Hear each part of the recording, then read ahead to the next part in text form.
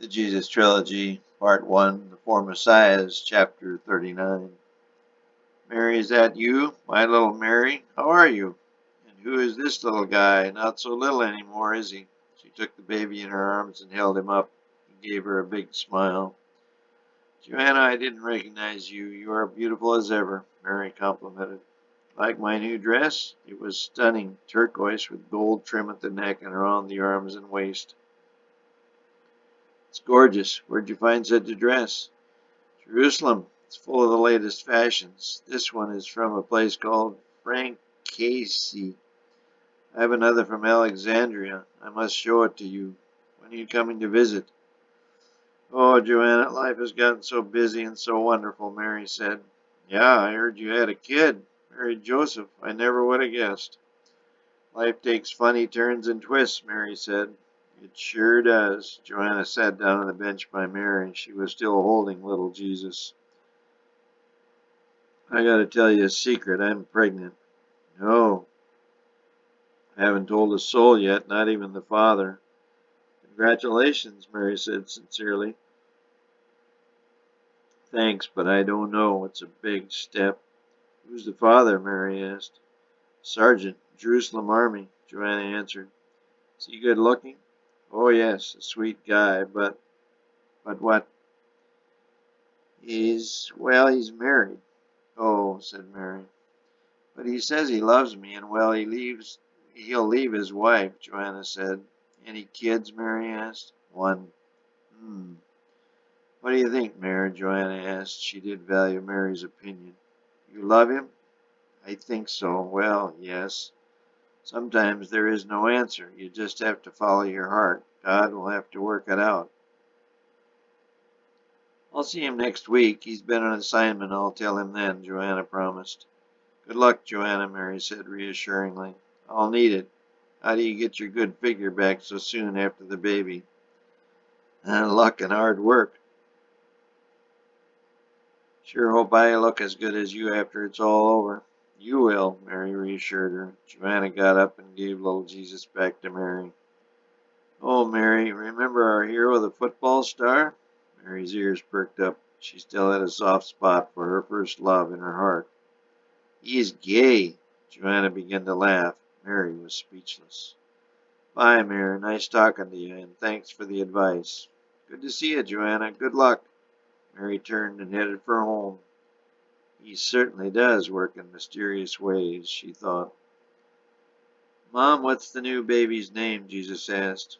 I don't know, dear. First we have to find out if it's a boy or a girl. When will we know? Jesus pressed the issue. Any day now. Sit down and eat your supper. Yeah, sit down, you little runt. We're all hungry, Josh said. Josh, this is no way to talk to your brother, Mary chastised him. Mom, he's always asking so many questions. I think I'll call him a question box. He just wants to learn, honey. You're a little question box. I am not, Jesus retorted. Yes, you are, Josh shot back. Mom, Jesus pleaded. Okay, enough now. Sit down and eat. Dad and Jed will be a little late. Joseph was working on a special cabinet project for one of Barnes' top customers, a private home in East Hills, and Jed was helping him. Jed had grown a lot in the past few years. He was 12 and the work had taken him from his studies, but he didn't mind. Mary could do a little home tutoring. Young Rachel was now 6 and starting school in the fall. It was Josh who was causing the most trouble. He had accepted Mary as his mother, but he still acted out at times. He and two friends had formed a secret club calling themselves the Crows. Kira was the president, Josh the vice president, and Sammy the treasurer. They funded their organization by stealing. Josh had been caught once. The town constable had called Joseph, saying someone reported Josh taking a knife from the local store. Fearing his dad more than the constable, Josh confessed.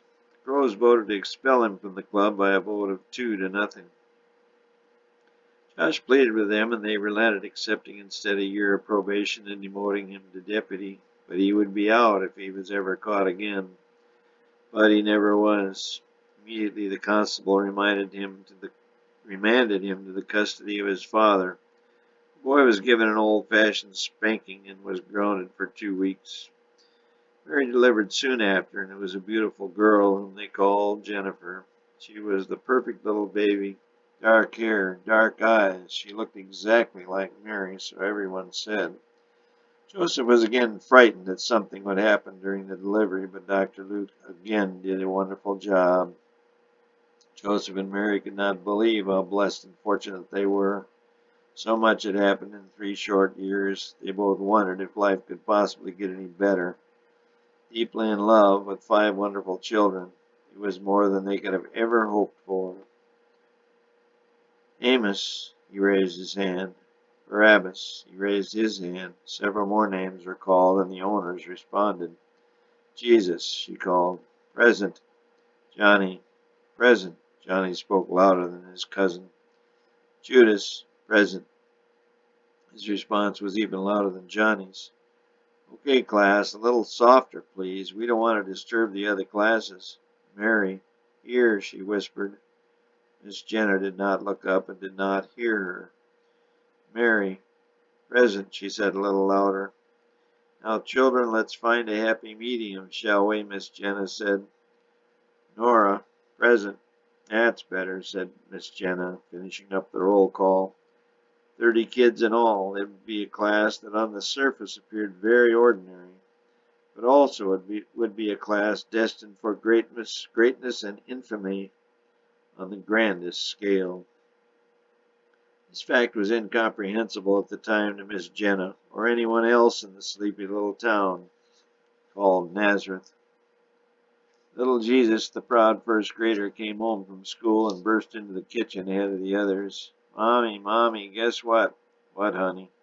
There's a girl in my school. She's pretty and I'm going to marry her.